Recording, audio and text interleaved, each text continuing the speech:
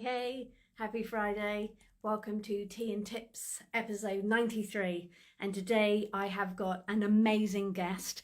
Time to put down the tea. Fab from Alt Marketing School, and just in her own right, will be joining me any minute now. I'm super excited for this one. I will let her introduce herself. Quickly. I am a big fan of Fab. We've never met.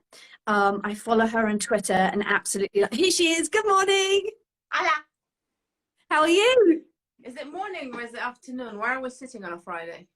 Yeah, it's afternoon now. Sorry. I never know on a Friday. I'm always like, is it morning? Is it afternoon? Is it both? Where am I?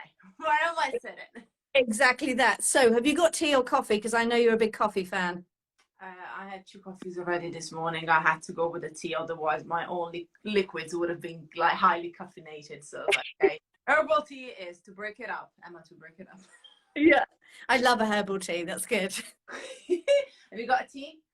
I have got a tea, yes. I've got a herbal tea by Mother Cuppa, which is made and sourced and everything in the UK. Wonderful herbal teas. I buy it, it's not an ad. But if they want to send you some, we wouldn't say no to that. Well, exactly. She knows where I live. Happy for her to send me any of her herbal teas. Anna is here. Anna says hi. Lots of people are excited for this today, Fab. Like, no pressure. No pressure, never. No. Ella's excited and Nicola was excited. So, we're going to be all right. If she appears. Hello. Anyway, Yeah. yeah.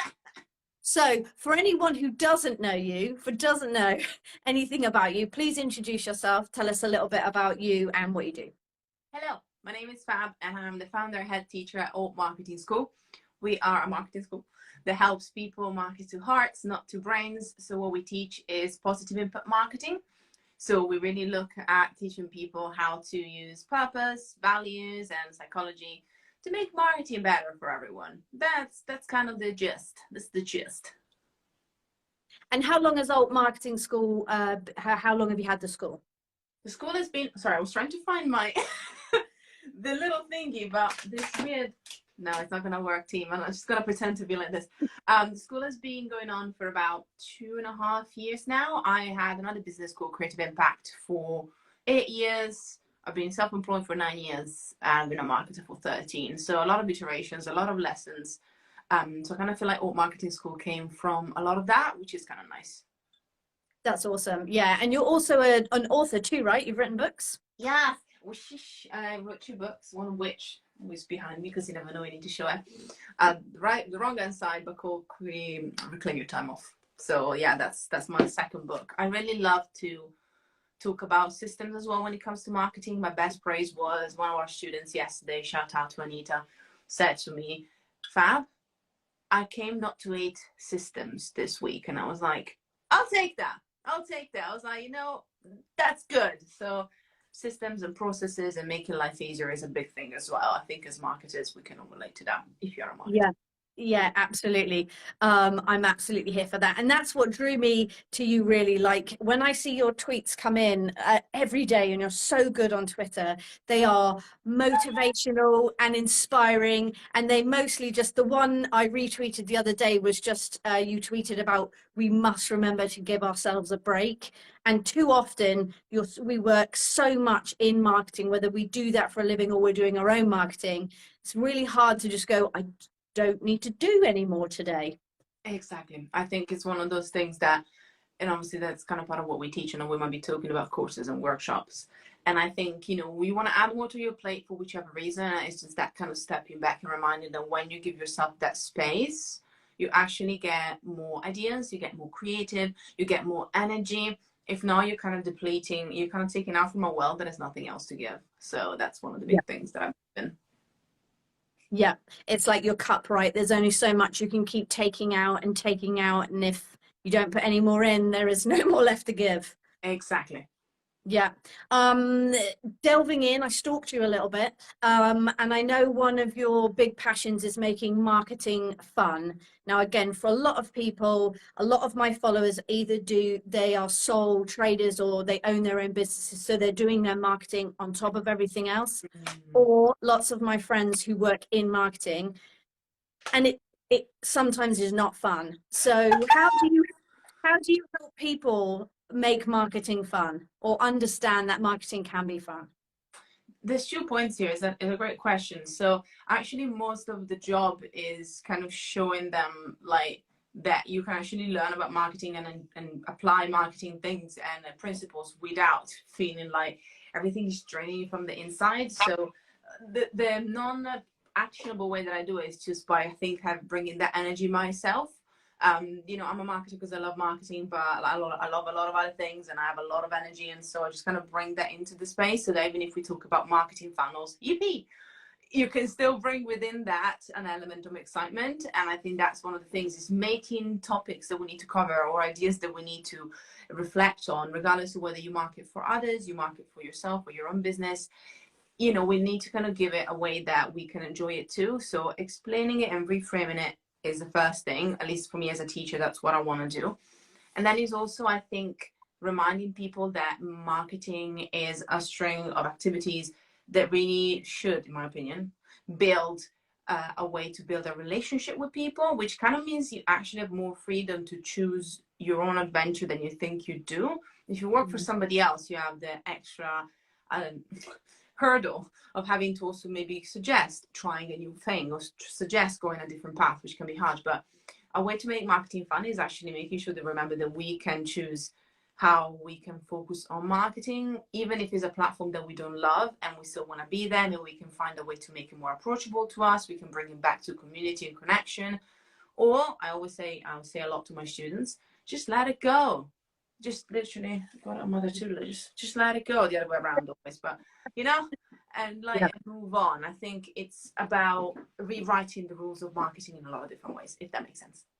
Yeah, absolutely. And I think for a lot of people, especially for myself, doing my own marketing, sometimes you want things to be, oh God, the P word, right? We want everything to be perfect, and sometimes absolutely we just need to let that go and carry on. Here she is, Ella's in. But yeah, Ella! Hello, Vicky. Hello, Sam as well, by the way. yeah, But hello, yeah, Ella. yeah. Let it go is a good tip, right? Perfect. I don't know if you can still see me. I've been having terrible trouble with my lives. Every time I've done a co-live, my last two, the last one was so good, and then I downloaded it and you can't even see me. So I'm hoping we can. I can see your beautiful face. We're fine. We're good. We're good. Everybody, we're good. We're good. We're good. And so the whole purpose of Old Marketing School, right, is because you love teaching people and helping people again make marketing fun, right?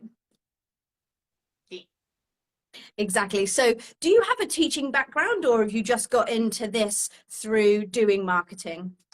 I actually, I love this. I have a literature and language degree, which actually three of our teacher all marketing school have. So it's like we kind of Okay. found each other. So I did learn a bit of pedagogy, but that was mainly about how to teach languages. So I don't have really a teaching background, aside from the fact that I've been teaching a lot over the past, again, 8 years at Mm. colleges or even like online and for different organizations. So I wouldn't say necessarily a background, but I remember, fun fact, everyone, I would actually run down all of my stuffed toys. Bless them, they couldn't run. Obviously, they're stuffed toys, and I would teach them things. I'm not gonna swear, but I was gonna say something else. And obviously, they couldn't run, they couldn't hide. And I would get so excited about teaching them things that I learned. So I think because I love learning, I naturally fell into the teaching path, and also being really blessed to have friends that help me and like experts slash friends that help me becoming a better teacher. And I think it's a skill. If you can become a better teacher, you actually become a better learner. And I think great marketers are, I always say it, are great scientists and are great learners, because you got to experiment and it's absolutely exhausting, but it is worth it.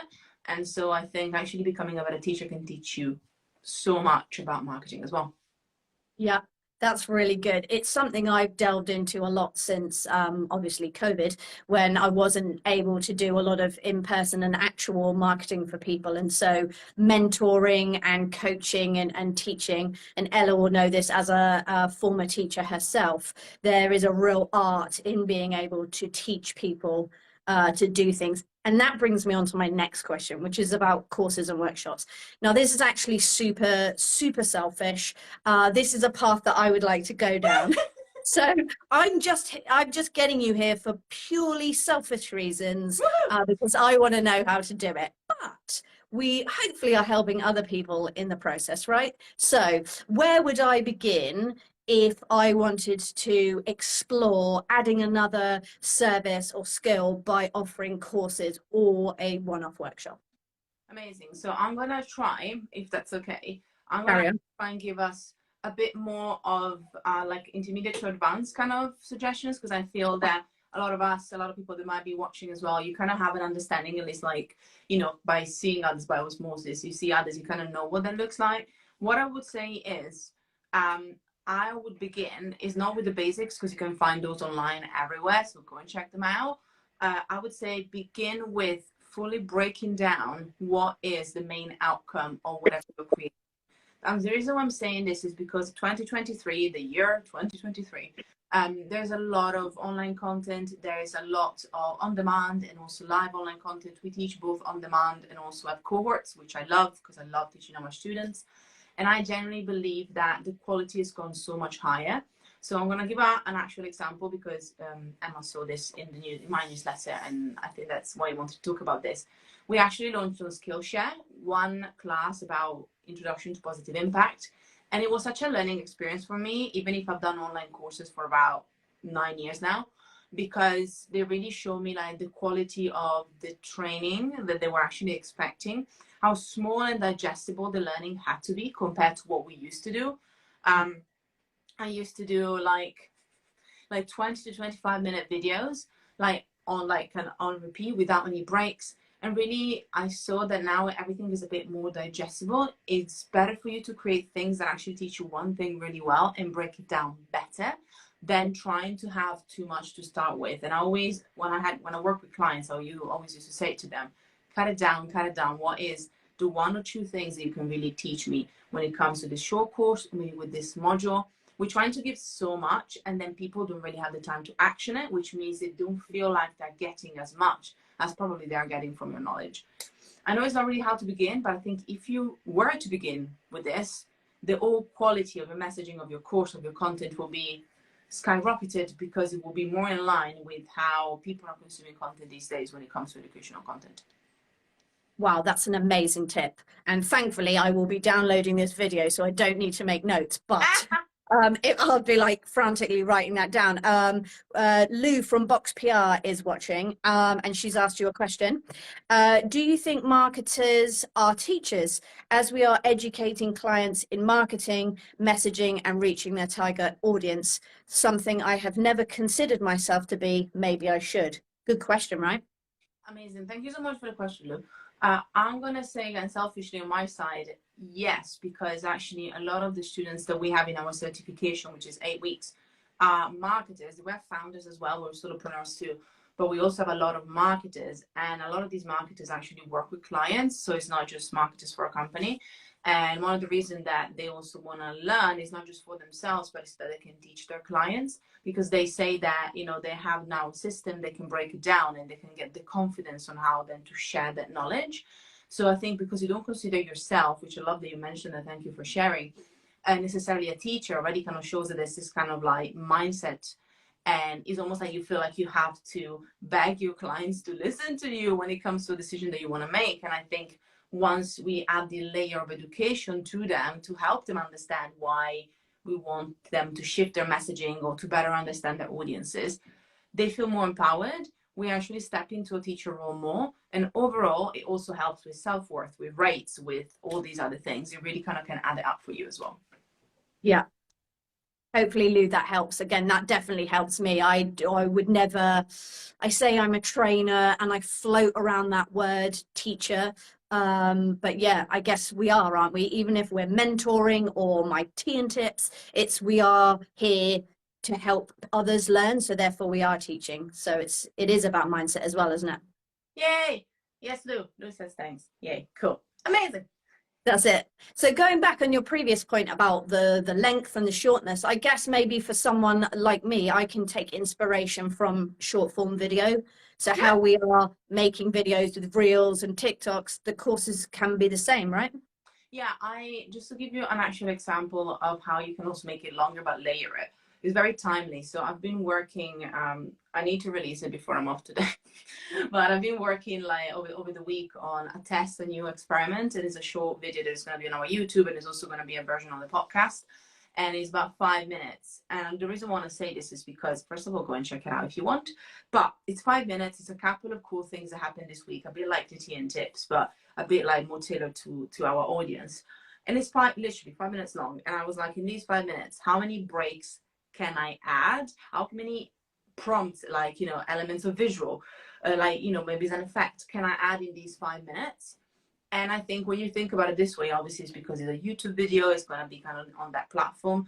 But what I've noticed when I was working on our Skillshare class, again, introduction, principles of positive impact, I realized that I did the same because that's what my coach was encouraging me to do, which was great. She was like, add more. And I was like, okay. It was like, it feels like it's educational, but actually it has an element of entertainment, and that's what's want to keep people engaged. And I was like, So as I was doing it today, I realized that even in 5 minutes, I had to add about 10 to 15 breaks, little things that can pop out just to get people's attention. So think about this, like Anna wrote shorter learning snacks. That's literally how I see it. And then you can build it up to be as long as you want it to be. And I think that also goes for organic content, by the way. Even your like organic short form videos, if you still want to invest in them, which I think if you love it, go for it. I'm tired of talking about algorithms and changes as if you have to kind of live by them. I think it kind of applies for also organic content. That kind of like freshness, it doesn't have to be super polished, but that freshness that's kind of like keeping the attention going is going to become more important than ever.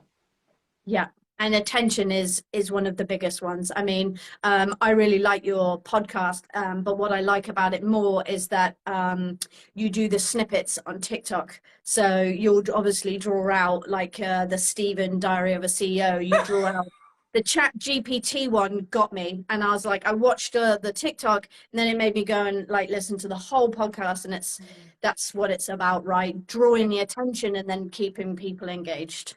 Exactly. So I think there can be more similarities than what we think when it comes to any sort of courses or workshops. I think live workshops add a whole new layer. Live events also have changed and evolved, in my opinion. And I think one thing that I will say, we did again a podcast episode about our open day for the school. And what I realized is that because there's a saturation of workshops or like live training, I think these days we're kind of following a cookie cutter solution for them, whether it's a paid one, whether it's a free one. And I think once you go back to why am I doing this for my brand, you can actually make it a lot better because you make it a lot more refined for who you are. For example, our open day was really clear that the whole intent was people introducing to the school and telling them how they can work with us, how they can learn from us. And because of that, all of our sessions were tailored to that, but also providing value.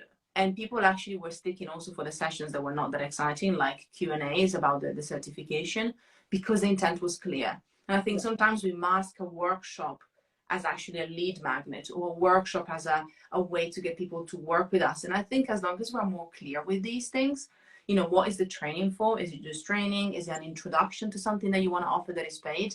That clarity and transparency actually makes easy for you to set up a great session and have like a clear running order that you can follow as well. That is one of my pet peeves. It's like, tell me what you want, and even if it's at the end of the day I'm gonna offer you something, it's fine. But I know, and I can stay for it, or I can choose to go, obviously. Yeah, exactly. And I think there's quite a big difference as well, I think, in in-person course workshops and courses as in online, because sometimes I will go for one thing for a workshop in person, but like you said, I'm just enjoying the people and the atmosphere, and you do stay longer and all those things. Whereas online, I think it's, because you're in your own environment and people are short of time. If you haven't dedicated yourself to sit in front of the computer and watch or listen to the whole thing, I think you're more likely to engage or keep people if it is chunks, and then they can choose to go away or come back. Exactly, exactly. I think it's just that reminder that the attention is the big real estate, regardless of whether it's paid or free. You will be surprised that even when people invest some monetary investment, still you'll have to keep their attention. And I think that's like a higher expectation that has happened just because of the evolution of the online space. Yeah. So, in your experience, building courses and workshops or even online tutorials, do you feel that people are much more open to learning now in this way via social media and online channels in kind of any sector? I think so, but I also think that people are starting to kind of understand like and kind of like attune to their own learning styles, which I massively appreciate because I think, Mm. we kind of assume that everybody will learn the same way. But because a lot more people are learning, in answer to your question, a lot more people are figuring out how they want to like what is their learning style. So for example, especially if you're doing something that is behind a paywall or something a bit more kind of separate, or even if it's like of course like a self-paced thing, captions are super helpful. Like if you upload something on Vimeo, for example, Vimeo will then add captions. Even if they're not perfect, it will add the captions that people can tackle into. Maybe offering people a way to view slides from a workshop that you've done. Things like this, because people have different learning styles and learning needs. I think has become a lot more viable. Obviously, when it comes to platforms like YouTube or social, you kind of have to do with what you have and trying to make the most of making it more accessible in a lot of ways. But I think especially when you then take it into something that is bespoke and created bespokely, because a lot more people want to learn in a lot more sectors. I think we also kind of get exposed to a lot different needs, and this is why I'm like, people make it more accessible. That's a big value for us. Like marketing should be inclusive, accessible, fun, impactful, and human. These are our values. So I really believe that also learning should reflect that a bit more, and it also makes the experience a lot better. Yeah. I think I absolutely agree with you, and I'm quite passionate about making things. If you've ever seen Tea and Tips, it is mostly just me getting a bit cross, loads of jazz hands, and it's and if people are not here for that, that's okay. But that's how I like to get my passion across. And anything doesn't have to not be fun, right? Learning can be really fun. Doesn't have to be what we all remember from school. And if you didn't enjoy school, learning to you won't have very nice memories. I think as adults we can learn in a much different way. I agree. I think Anna also is kind of loving the jazz hands, I feel. Unless we said something else, it was hilarious, but I think it was just the jazz hands coming through. Yeah. No, I agree. I think once we realize we can actually learn because we want to, and there's an excitement, another thing that I want to add, and then I'm going to stop with my super rant, but also give people something actionable at the end, especially when it comes to the learning. Obviously, if you're doing like a 1 minute video stint on TikTok, I'm not expecting that. But if you're doing a workshop, if you're doing something, maybe is something they can feel along the way or something easy they can do at the end. These little projects really keep us engaged. And I think most people tend to learn better when they have something to do afterwards or throughout. So that's another thing that I like to kind of add as something that is evolved within the space too. Yeah, good. And you didn't use the word that everyone hates, homework. It was I love saying homework. Yeah. I love some homework, and then you can see like the students just going like again. I was like, I love to do it just to kind of like to get them like, but you will see that most platforms they use the word projects and stuff like that, and I'm like, homework, back, hello. They're like, no. Oh my goodness, I knew this was going to be a good one, and I could quite literally talk to you for a very long time. So I think maybe we need to have an offline chat. But I think you've inspired a lot of people who are either watching this live or later on catch up. And I know that it is something that I'm gonna get into. I know it is, and I need accountability. So I'm saying it here now that I'm going to get into this. But if anyone wanted to do more with their marketing, whether they're service or product based, what are your top three go-to? I mean, I know you've already given so many tips, but what are your like top three go-to tips for people that really want to get into their marketing? Oh, yeah, awesome. Excellent. First of all, thank you so much for having me. It's been a pleasure. It's a great way to finish a week. Usually Fridays are my no-call days, so it's something special. Anyway, so 3 tips. One would be experiment. I said it before, I'm going to say it again. Don't be afraid to experiment. Actually, they're going to be all tied in together so that, you can do one and then you can easily do the other ones. Experiment, review, goddamn. It's like we experiment and then we're like, it worked, it didn't, and you move on. And I'm like, there's so much to learn when you actually look at what worked and what didn't. So experiment, review, and then also the hardest thing is make time to implement. And within that, what I'm going to say is, if you have a lot of ideas or if you have a lot of things, then just store your ideas or put it down, take it off your head. I know it sounds weird, but take it off your head and put it onto a Notion dashboard, put it onto paper. As marketers, we'll come up with lots of content ideas, with lots of things, setting up better systems, like a system for you to collect all of your amazing ideas or experiments or campaigns. It's really going to help you going forward so that you can keep trying new things, keep reviewing them, and then either keep doing them or move to something else. Honestly, this can work for any industry, for any type of marketer, because we all need to kind of foster our creativity. I hate that some companies are stifling that. You know, you have to get results, but actually the strength of marketers is in their creativity and they're willing to try new things. So don't let people stop you from doing that. That is my motivational speech for the day. Well, excellent. That was like fully jazz hands worthy. We weren't cut off here, you could see them. Thank you so much for coming on today and sharing so much with everybody. As I said, purely selfishly, I have got a lot out of today, so thank you. Yay! It was my absolute pleasure. Come and say hi, so you can just kind of follow me, ask me any question if there's anything else, and go and check out, obviously, the school. As I said, we do have a podcast, we do have YouTube as well. We have our website. We've got lots of resources. Just if you want to understand what the hell we are and what we're talking about, please come and say hi and have a little chat. Amazing. Are you taking on any more cohorts this year, or? Oh, yes. I mean, we're always something. There's always something going on. So our spring cohort is happening now. So shout out to our amazing students. We have another cohort in September. So we usually run 2 a year. And we also have an introduction, a live introduction, 4-day intensive in May. So if you go and check out our website, and go and check out the top 100, where also Anna, Ella, and Emma are in. So it's free for you to read. And there's like 100 incredible marketers from all shapes and forms. So go and check that out on our link in bio. Exactly that. Perfect. Lou has said she's got lots of takeaways. Thank you so much. Always a pleasure, Lou. Gold star for attendance. She's with me pretty much every week. I love it. See? Fab, you've been absolutely fab. Thank you so much. Thank you. And to anyone who wants to know more about Fab or AMS or Marketing School, all the tags will be in the live that is now posted on my grid.